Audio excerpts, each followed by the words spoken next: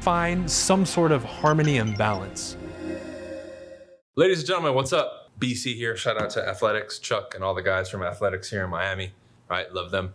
I wanted to do a quick episode for you guys because I think my perspective and the reality and the logic and the facts I'm going to bring in this will help you tremendously, right? We're getting a lot of doom and gloom. Okay, we've transitioned the last 6 months or year from news, media, being supportive of the economy, of entrepreneurship, of the real estate market, right? And now it's flipped. Oh my God, real estate market's going to crash. The economy sucks.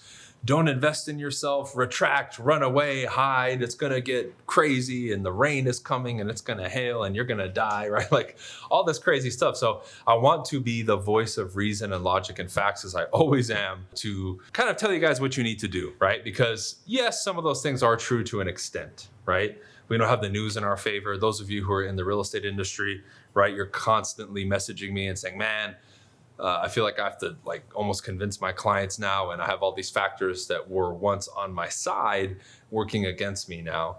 Now I've been eluding that to you for a long time, especially if you've been following me or you're a close student. But this is what you need to understand, right? Like I'll give you different perspectives here, right? I look at my coaching members with all this stuff happening, and I'm not worried for them at all because everything we're creating, all the habits that they've created, how they're building their business, the skill set, all the tools that they have access to make them and their success, here's the key, independent of what's happening in the economy or the real estate market, even if they're not in real estate, okay? So that's that. What's another perspective? Well, let's take a look at it from the everyday person, right? Like let's say I'm an entrepreneur or I'm a real estate agent.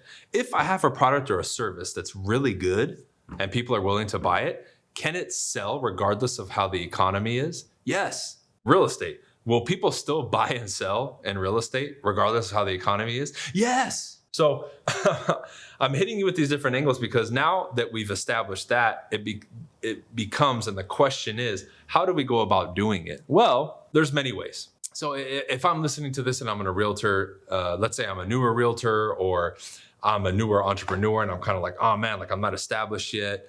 Is the economy or the real estate market or whatever market gonna, kind of push me out? I want to tell you, look, okay, if you don't have help, hire professional help, get a coach, right? I've been saying this for years. I've done it myself. I continue to do it. And I will hammer that message into you, whether you want to hear it or not, right? Because many of you who I talk to on a personal level who claim you haven't figured out, you don't, right? You don't. You need a coach. Everybody does. We cannot cheat the process. That's lesson number one. Stop trying to cheat the process when it comes to success in anything, okay? There's many pieces to that, but I wanted to emphasize that because people still think they can cheat the process. It just blows my mind. And I kind of blame those marketers that bullshit for kind of feeding that mechanism in people because we have that tendency as human beings, right?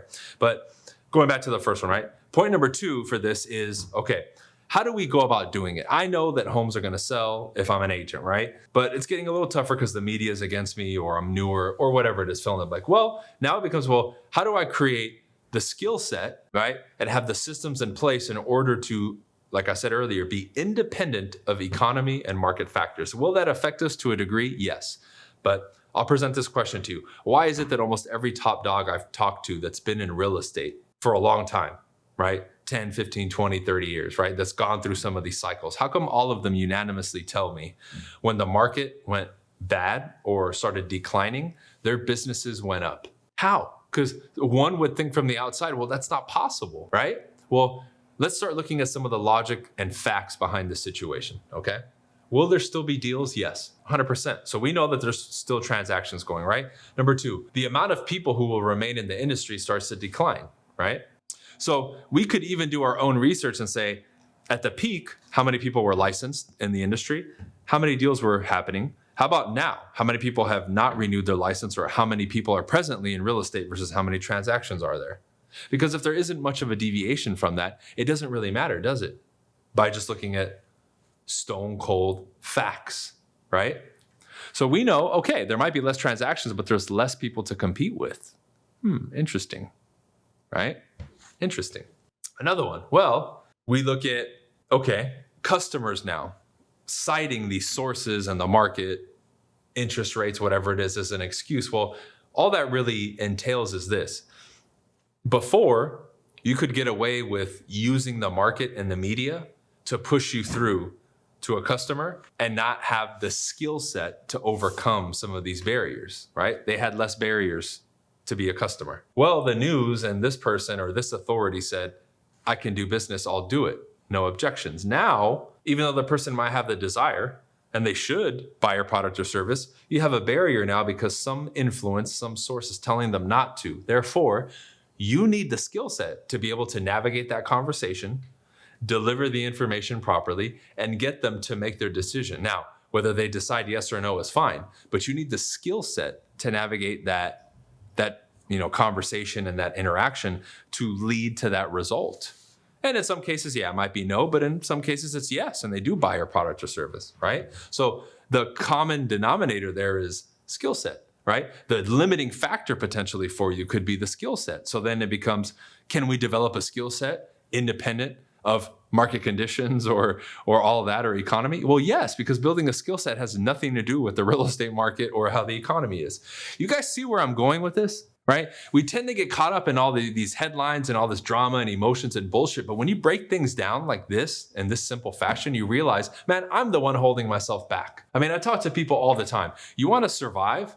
Not survive. You want to thrive in this market? Work harder, right? We're getting now into what I call the dead season. Like typically October, November, December, especially in real estate, people check out. I'm sure in entrepreneurship to a degree, unless you're like one of these retail stores that does all these sales, right? Like Black Friday and holiday shopping and all that, where they ramp up a little bit, but people just check out. Oh, it's okay to overeat. It's okay to do this because it's the holidays. That's a bunch of nonsense, dude. Then they wonder why they're not as healthy, they're not making as much money. You want to get ahead right now, even in this economy and market, work harder. I always tell people, do the opposite. If you're going to take time off in the summer when everyone else is running around thinking they need to work harder. And now, coming into these winter and fall months, when everyone's kind of packing it in and half-assing it, work twice as hard as them. If you're talking to 20 people a day right now, start talking to 40. And I guarantee you will be sprinting ahead of the competition. Oh my God. I remember years ago, my first, second, and third year in real estate, when I was just a brand new agent, kind of working on my own and still building my business, I cleaned up in the third and fourth quarters of the year. Why? Because everyone else is sleeping. Everyone else is waking up late, right? Going to sleep late, not working as hard, thinking that because everybody says nobody's doing something right now because it's the holidays or the fall that I have to wait until the spring. It's a bunch of nonsense, dude, because I started looking at the numbers and I started looking into the mentality behind it. Customer says that realtors say that homes don't sell in the winter. What? I can pull up a sheet right here that says a ton of homes have sold in the winter. And I remember I did this study on a particular market, and December was the second biggest closing month in this market. And I would tell that to customers and they're like, what?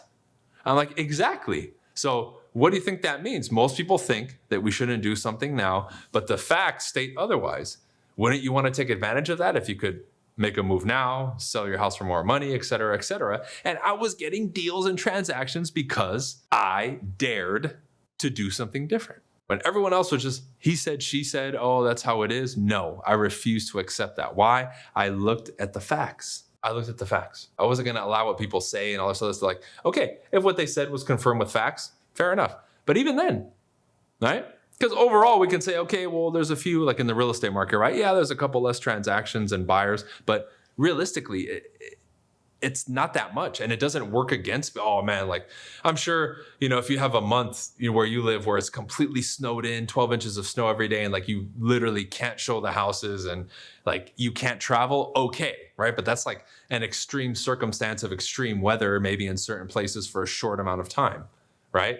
Outside of those extreme examples that people usually jump to in these situations, it just doesn't make any sense. But because I'm doing this and because I'm armed with logic and facts and I'm willing to look at the numbers and kind of challenge that narrative, I'm able to create opportunities for myself. And that's really what this is about. You have to create opportunities for yourself. And regardless of the market conditions or the economy, you can do well. Last real estate crash made more millionaires than any other time in the history of the United States, I think, or the world. Which means in the worst times for most people economically, a small percentage of people, which turned out to be the biggest small percentage of people in a long time, became millionaires. Meaning there's people who can take any circumstance and thrive in it. They're the ones who create opportunities. They're the ones who figure, and you can do it too. I gave you a few ideas on this podcast, but you can't tune into the average thought process and the average way of thinking and the average way of doing things. I mean, look at our industry, right? Many of you who follow me are still in real estate. Nothing about me and what I do is average. Nothing about what I did in real estate is average. But if you're thinking like the average agent, oh, I'm just going to go on YouTube and listen to some podcasts, and I might, dance on TikTok a little bit. I might reach out to a customer once a week. It's like, that's average, dude. Like that's not going to get you anywhere. It's not. I'll tell you, it's not. You're gonna have to put together a plan and this very airtight schedule and do these consistent actions every day and talk to a lot of people and invest money into your business. Like, you're gonna have to do that. And if you don't, you're not gonna have success. And you're gonna have to do that at a completely different level, even within that, to have massive success if that's what you want. 6 figures, multiple 6 figures, et cetera, et cetera. Now, the beauty of the opportunity now is it's riper than ever. It's more abundant than ever. Why? Because everything outside of us is telling us you can't, and it's not gonna happen because of the economy and the real estate market. But you can step in, apply some of these simple things, and have massive success if you decide to and you commit to doing it. It's really that simple. Okay, guys, that's it for this one. I'll see you on the next episode. Peace.